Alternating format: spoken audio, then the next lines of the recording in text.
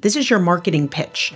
It's not just your career goals. It's not just your honors and accolades that you received. It's the person that you're bringing to the table. Right. Saying you don't have time basically is saying I'm not going to be as good an applicant as someone who has made time. Really, extracurriculars, extra professional, whatever it is, also says who you are. Business schools care about who you are as a person, not just who you are as a professional.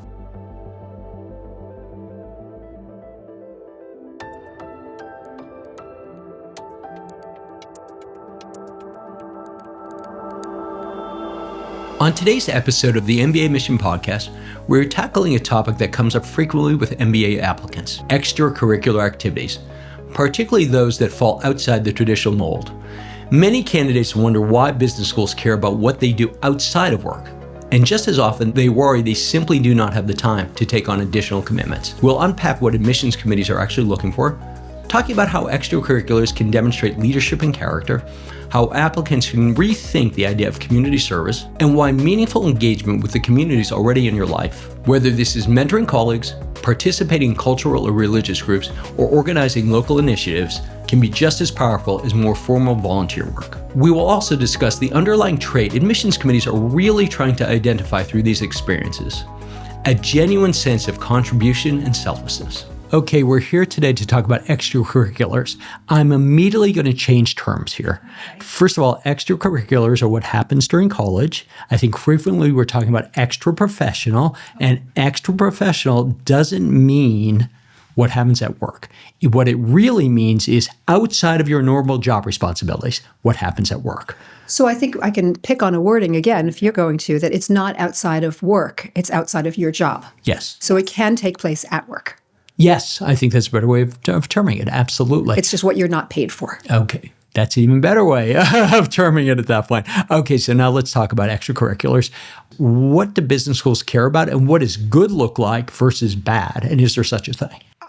I'm going to take us one step back, because a number of years ago now, I stopped talking about really extracurriculars and community service, because I felt that it was so narrow that clients were like, I don't have anything. And what do you mean? So I started branding this as, how are you connected to the communities you are part of? That's the way I talk about it. Okay. And that means your work community. Do you mentor people? Do you help with an internship program? Do you training sessions? Do you recruiting? Do you sit on any committees, right? That's all in your work life outside of your direct line of work.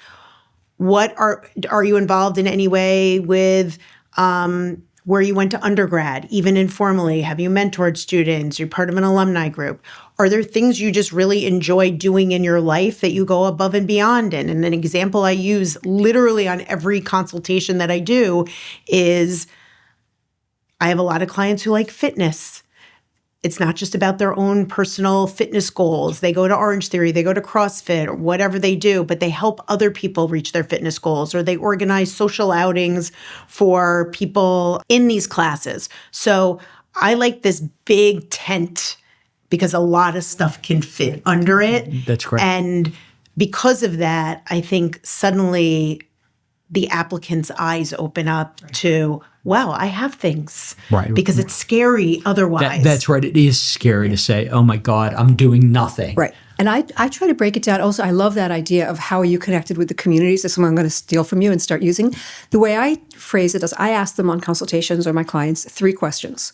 And I say it's the same question, but phrased 3 different ways and trying to elicit different information. And one is, what organizations are you a part of? It could be a recruiting team at work. It could be a book club. But what is an organizational group? The second question is, what hobbies and interests do you do that aren't part of an organization? But you run 5 days a week. You go to the gym every day. You write poetry. What other? And then the last question I ask is, how have you made a difference to people around you? Mm-hmm. And it's something Great that question. you do because of who you are.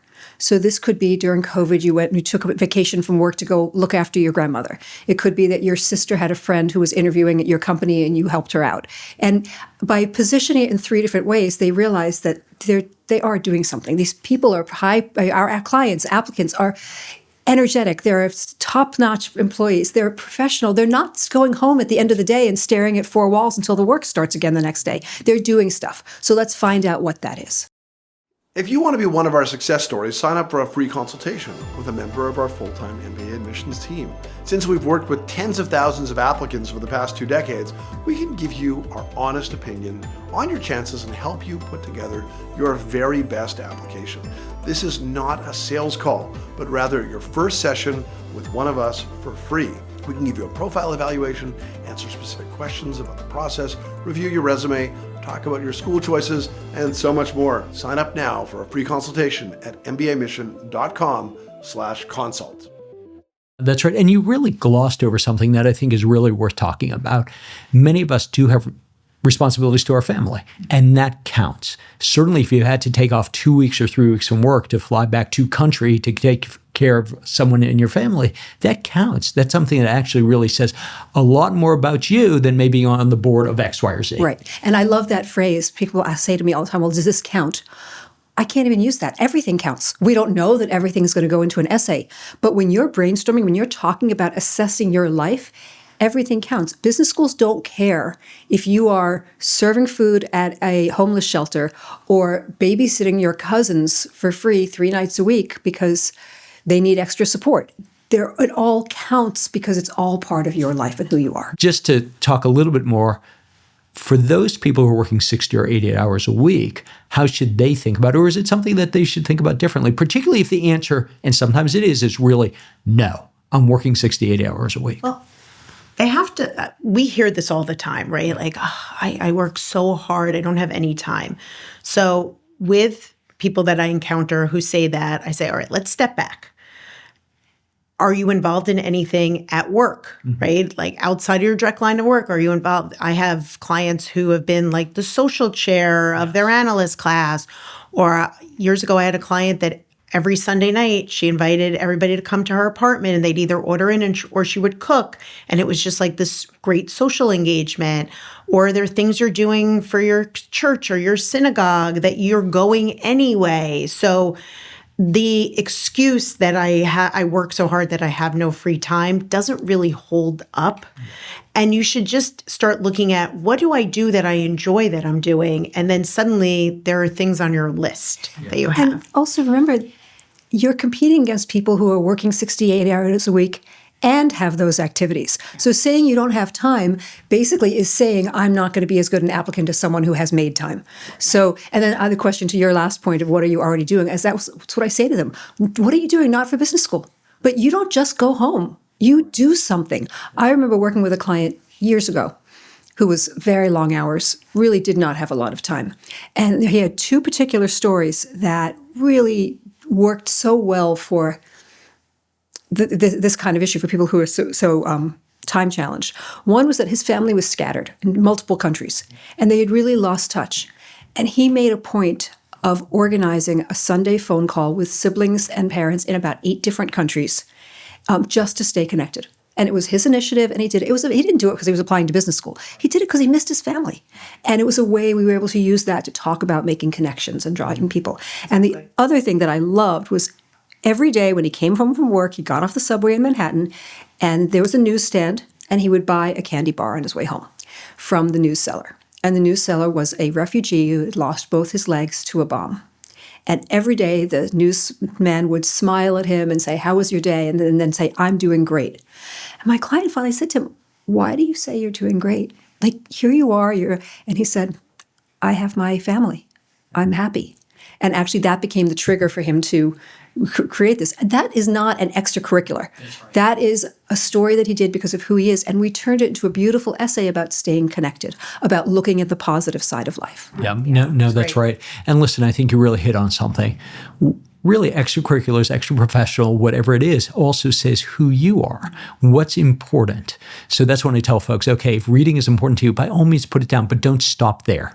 Tell me you like reading historic fiction, or tell me just something so I can really grab onto it and think to yourself, okay, here's a person who is just not the first half of their resume. Right. It's really a person who goes beyond that. I think that applicants have to remember that these extracurriculars aren't formulaic. It's not checking the box. that there has to be something to it that connects with them. And I say that, and then I'm going to put this little asterisk over here because they do have to be able to fill in their applications. Yes. So the essays are one part of the story where you can tell more about meeting the candy vendor and arranging these calls with your relatives and kind of the idea of staying connected, which is amazing. I love that story. But they still also have to have some kind of organized something that they can put down in the application because it's a cold, long day in August or late December when you're filling out your application and it's like, I got nothing. Well, let's actually talk about that because I don't know that all applicants watching this have seen the application. And sometimes people get so caught up in the essays and the GMAT or the GRE that they forget that the application actually is almost like a bunch of little hidden essays. So most schools will say, what do you do outside? What are your extracurriculars? And give you, 200 characters to fill something out. And some schools like Harvard typically only gives 3 spaces. But I think Wharton and Stanford give 8 or 10. Yeah. And you don't have to fill them all out. But if you can only fill out 1 and you're staring at a blank of 9, you're going to feel really bad about your application. And why do that to yourself? So I usually talk about 3 places where extracurriculars come up. One is the application. They're going to ask for a list. You have to put them in. Yes, hobbies and interests. Yes, college activities, but the farther away college was, the fewer of those you could put in. Right. And even if you're just 2 years out of school, not more than 1 or 2 of those. The second place it comes is the resume. Whereas you mentioned the top half and the bottom half of the resume. The bottom half should be robust. And again, don't just put reading. Put reading historical fiction, parentheses, have finished 17 novels in the last 6 months. With something. Give someone who's reading the resume something to grab onto. And remember that a lot of these schools, the person who interviews you only sees the resume. They never see your essays. That's right. And so you want that resume to be the one-page marketing pitch. This is who I am in entirety. And then the candy vendor story, the Sunday night social, that's where essays come in. You wouldn't put on a activity list, buy candy from refugee without legs every week. Like, it's not going to be on there. But it could become an essay, just like the social group is. Yeah. Let me add one more place where this really can be very important, and that is the recommendations.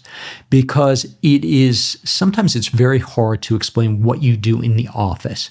Mentor juniors, for example, or the person who orders the pizza, or the person who actually organizes the trip.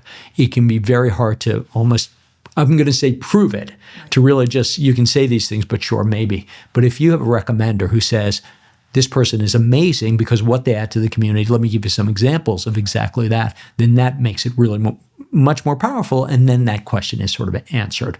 But let's put a caution on that, another asterisk, that the recommender should only write about something that they have experienced. If they say, I know this applicant is very involved in their community, it sounds like you, the applicant, has just fed them information. If that recommender is also on the board or has donated money and has personal experience with your activity, then it's fine to write about. But just writing as if they don't really know you, they're just writing what they've told, that's absolutely. Really risky. No, but absolutely. A lot of this activity can happen within the workplace, right? This mentorship. That's what I meant, actually. Yeah.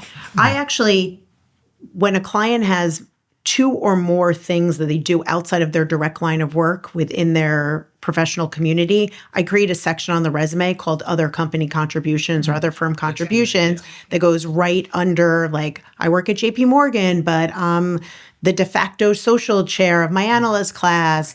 I, mentored 3 interns summer 2024 and 25, and it goes there.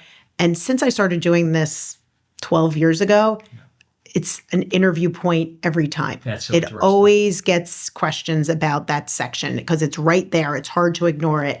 I always say to my clients, what do the admissions committee want to know about you? They want to know that you're not selfish. That's right. That's right. This section or this part of your application, all the things you do outside of work, shows that you're not selfish. Yeah, and you're going to be a good community member. Well, and that's really what it comes down to, being a good community member. I ask people to envision you go to school and you're in your first week, second week, and you call home.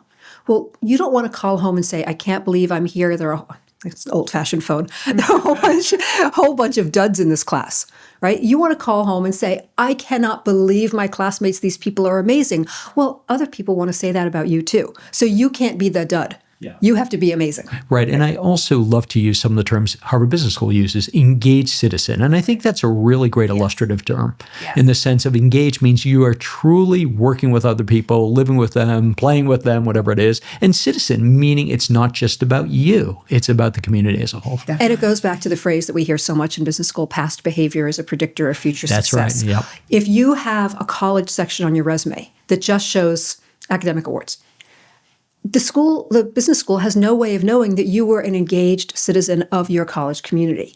If you don't have that firm experience section, they don't know that you were an engaged citizen of your company community. Well, how are they now going to assume that you'll be an engaged citizen of the business school community? And they want you to be, because they want those 2 years in business school to be the best 2 years of your life, so that you build lifelong friendships, so that you are an active, engaged alum, so that you give money, so that you come back to reunions. Because if your experience there is incredible, because you meet incredible people and there are all these activities, it enhances the reputation and brand of the business school. No, Definitely. absolutely. And I think a lot of applicants overlook that point exactly. They don't understand that you're basically this is your marketing pitch. It's not just your career goals. It's not just your honors and accolades that you received. It's the person that you're bringing to the table. Right. And this is where you get to tell about who you are as a person and who you're going to be in that B school community. So I think that's very important. No, that's right. And again, there's no right answers here. There's answers about you. There's genuine answers, but there's no right answers by any means.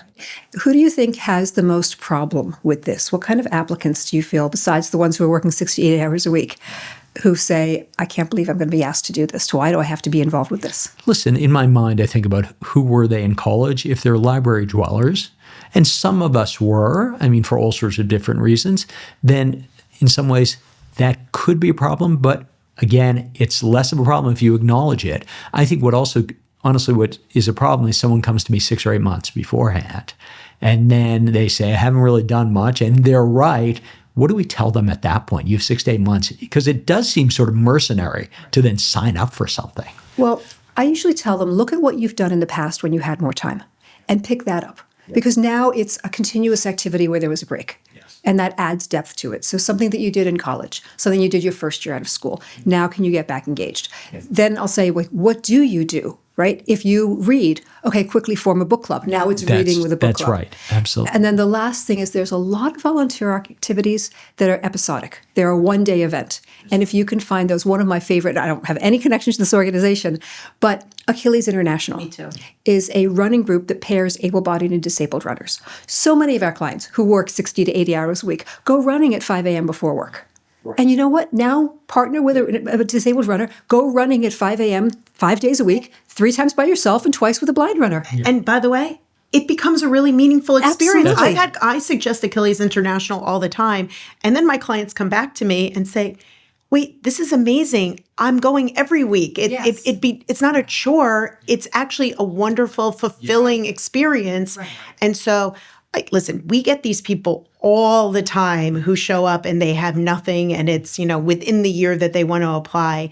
And they'll say, but then it just looks like I'm doing this because I'm applying to business school. And I said, well, 2 weeks before the application is due, when you sit down to work on your application and you don't have anything to fill in there, that is actually going to feel worse than just getting out there absolutely true. And doing something. And even if it's something that you're starting recently, you can also add the depth the way I suggested. But if it's meaningful, if you actually have an impact, and I always give them this line, I say, participation is good, leadership is better. So join a club, join Toastmasters, join something. And those groups are always looking for someone to set up and break down the room, someone to write a blog post about it. Do something beyond just showing up and sitting in the back of the room.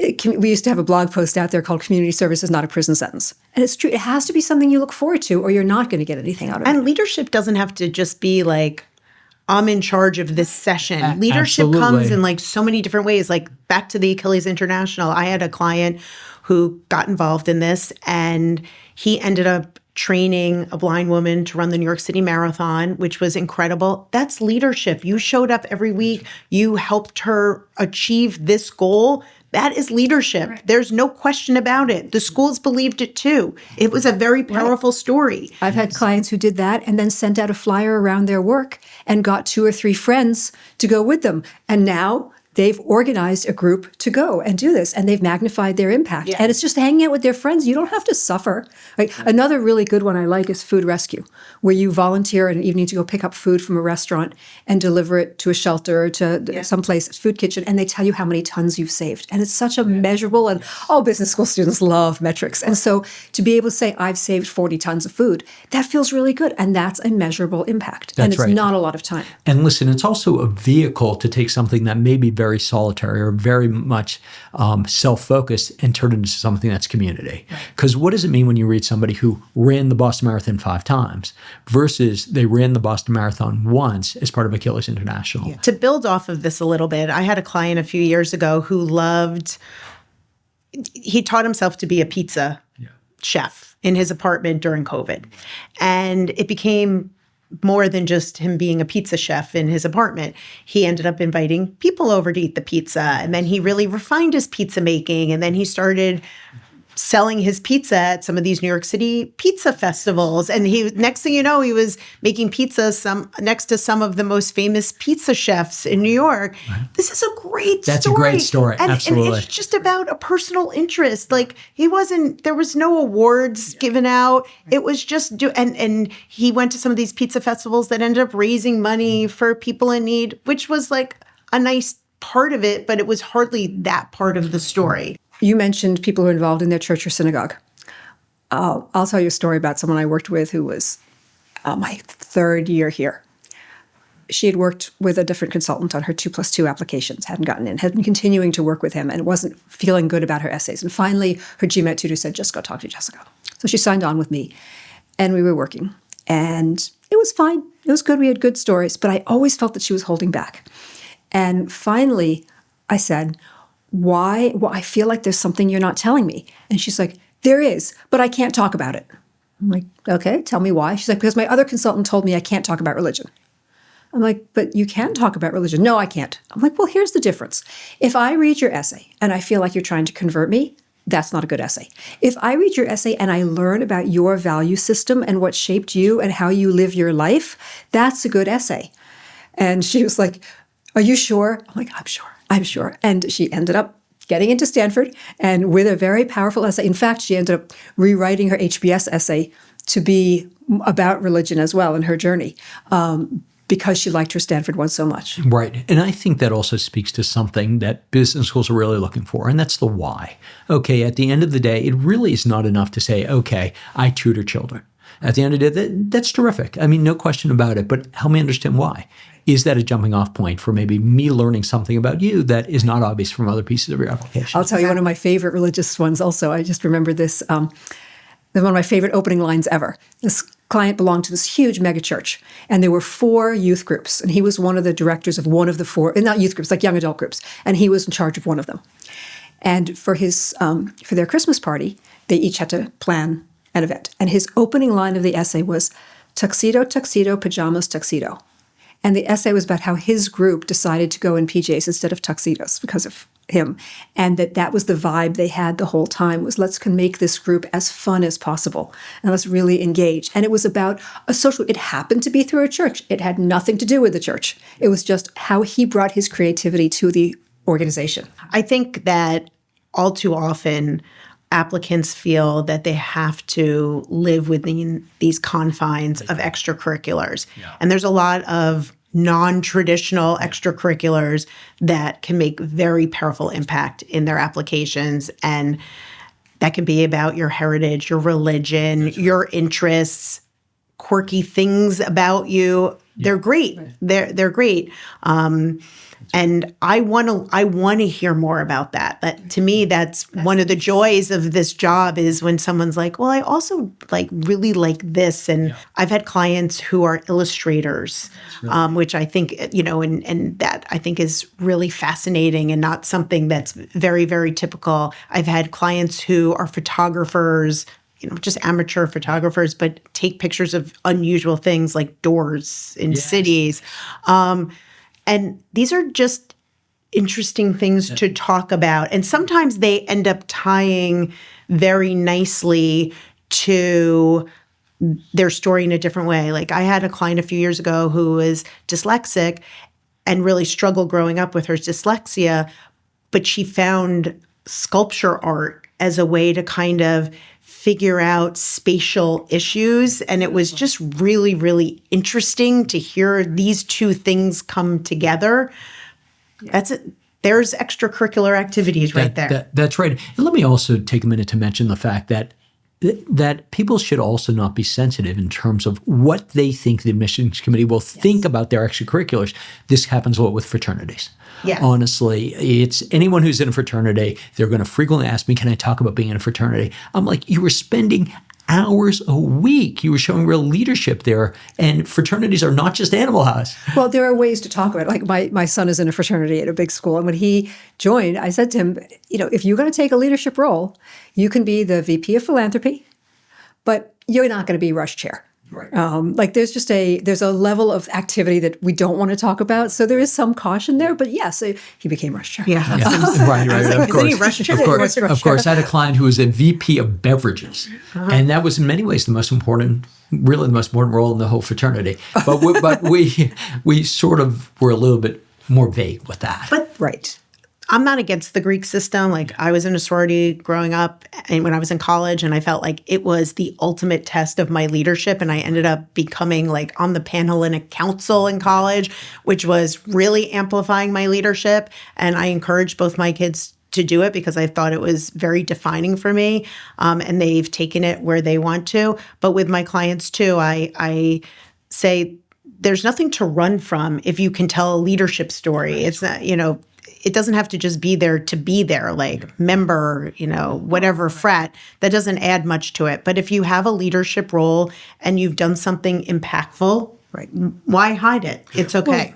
Well, we spend so much time, and clients understand this, that on their resume for their work experience, they talk about what they did. Their bullet points show impact. And then you get to the bottom of their resume where it says extracurriculars, and they're like, member. Fraternity. I'm like, but what did you do? And that's just as important as the top half of the resume is having that impact. Show me what you did. And like active member, what does active member mean? Show me what you actually did. And by the way, this relates to intramural sports because a lot of kids do intramural sports in college, and then they have it in our brainstorming document that they did this, but then they leave it off of their resume. And I'm like, this is one of the greatest things for B schools to see because it's all about community. Right. You're part of there's no high stakes here. Yeah. It's just you coming together and meeting people who are different from you and having fun. Right. Your commonality is soccer or flag football. Right. And who knows where that can lead. Yeah. Right? Yeah. No, I think that's right. And listen, I think people also have to be thoughtful in terms of milestones and what has changed them. And what I really mean by that, it's not unusual for me to suggest that an Eagle Scout actually puts that on the resume, one of the final bullets, and to really explain why was that impactful and how does it translate into today?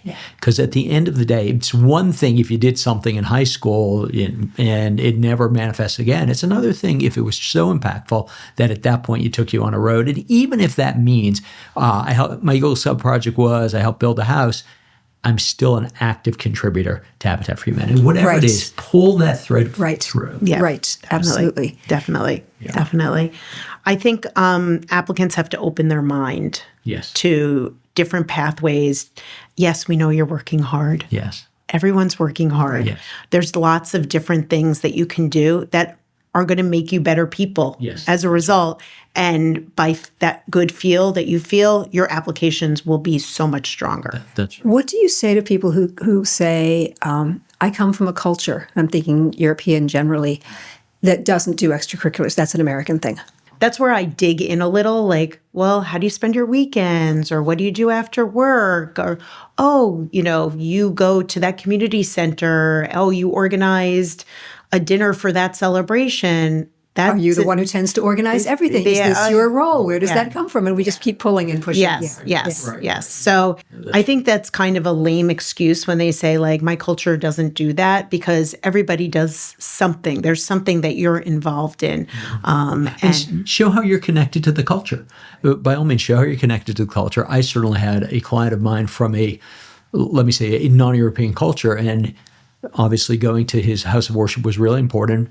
Okay, that makes sense to me. But what did he do there? And actually, every Sunday, it turned out he would be the one who chaperoned the fourth graders and took them through some studies.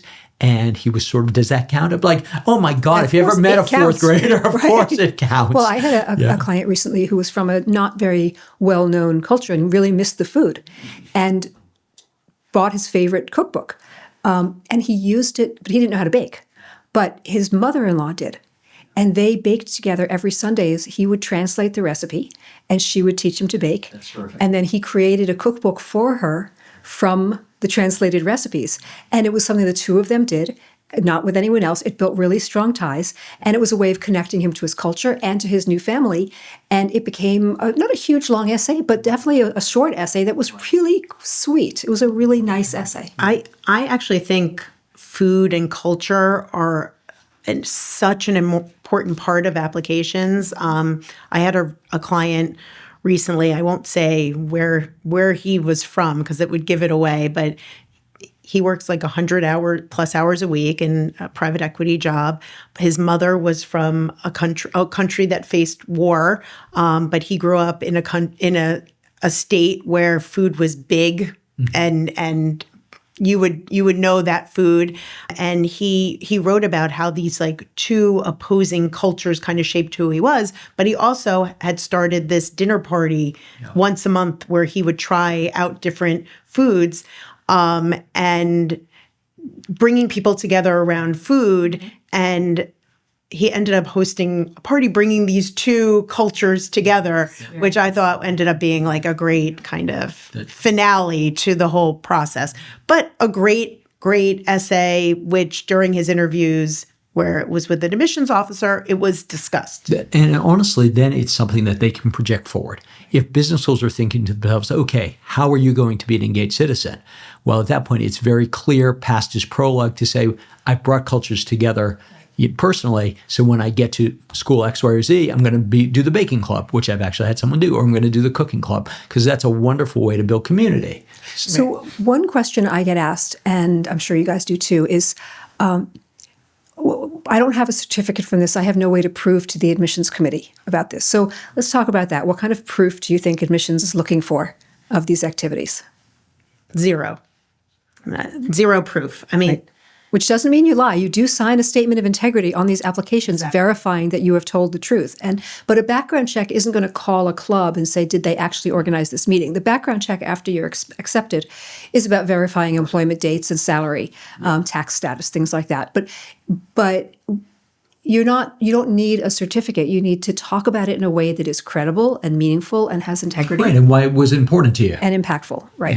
And by all means. If you're cheating around the edges, that's on you. And you have to live with yourself for cheating around the edges. And what does that say about you versus the business school catching you doing bad behavior? Listen, I say upfront with my clients, it's not worth it. You think it's going to be worth it. You don't really know what's important in an application. At the end of the day, it's not worth it. They're looking for authenticity. They're looking for the real you. It's like, let's stop this conversation at that point. Right.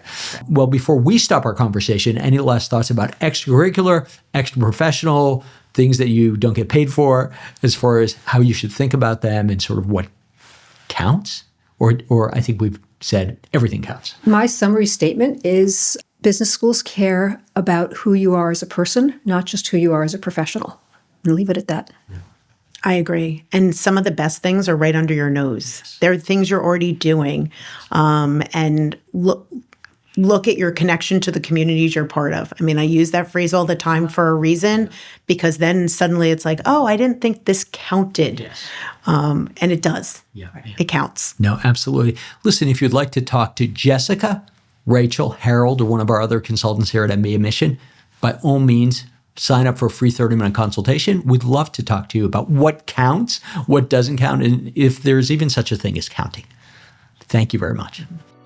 Exciting news! You can now access On Track by MBA Mission for free. Take our 2-minute onboarding questionnaire to personalize your learning path. Choose the free plan, and you'll have unlimited access to our complete modules on MBA application timelines, standardized testing, your professional background, community leadership, school selection, and more. You'll also get access to select lessons from our brainstorming, personal statement, essay, resume, and recommendation modules. It's a great introduction to the On Track platform and will help you jumpstart the MBA application process. Get started today at ontrack.mbamission.com.